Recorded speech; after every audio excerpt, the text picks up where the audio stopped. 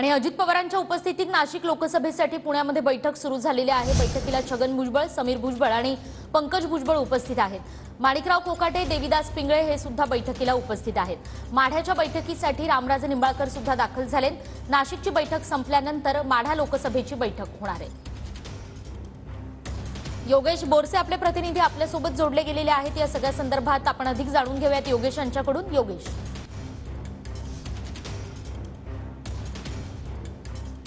नाशिक लोकसभा मतदारसंघासंदर्भात अजित पवारांनी काल बैठक बोलावली होती आणि आज ही बैठकीला सुरुवात झालेली आहे। माझ्या पाठीमागे आपण पाहू शकतो नाशिकमधले जे काही राष्ट्रवादी काँग्रेसचे अजित पवार गटाचे जे पदाधिकारी आहेत ते या ठिकाणी पोहोचलेले आहेत।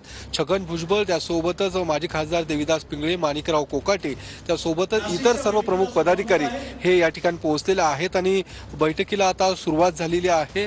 नाशिक लोकसभा मतदारसंघात छगन भुजबळ यांचं नाव जवळपास निश्चित मानले जाते। त्यांना उमेदवारी त्या ठिकाणी मिळणार आहे आणि या संदर्भातच छगन भुजबळ काही वेळापूर्वीच या ठिकाणी अजितदादांच्या भेटीसाठी दाखल झालेले आहेत। छगन भुजबळ, समीर भुजबळ, त्यासोबतच पंकज भुजबळ सुद्धा या बैठकीसाठी उपस्थित आहेत। आपण पाहू शकतो नाशिक लोकसभेची ही बैठक आहे आणि प्रमुख पदाधिकारी हे सगळे या ठिकाणी पोहोचलेले आहेत आणि या बैठकीमध्ये अजित पवार आता मार्गदर्शन करणार आहेत आणि ज्या पद्धतीने नाशिक लोकसभेमध्ये शिंदे गट त्यासोबत भाजपने जो काही जागा वाटपाचा तिढा होता तो सोडवण्यासाठी आता छगन भुजबळ यांचं नाव पुढे आलेलं आहे। आपण पाहू शकतो हे सर्व प्रमुख जे पदाधिकारी आहेत ते सर्व या सगळ्या बैठकीला मार्गदर्शन करतील आणि ज्या पद्धतीने छगन भुजबळ यांचं नाव आता निश्चित झाल्याचं मानलं जाते आणि त्यामुळे आज कदाचित या संदर्भातच या ठिकाणी चर्चा केली जाणार आहे आणि त्यामुळे नाशिकची बैठक संपल्यानंतर लगेचच माढा लोकसभा मतदारसंघाची बैठक याच ठिकाणी पार पडणार आहे, ज्यामुळे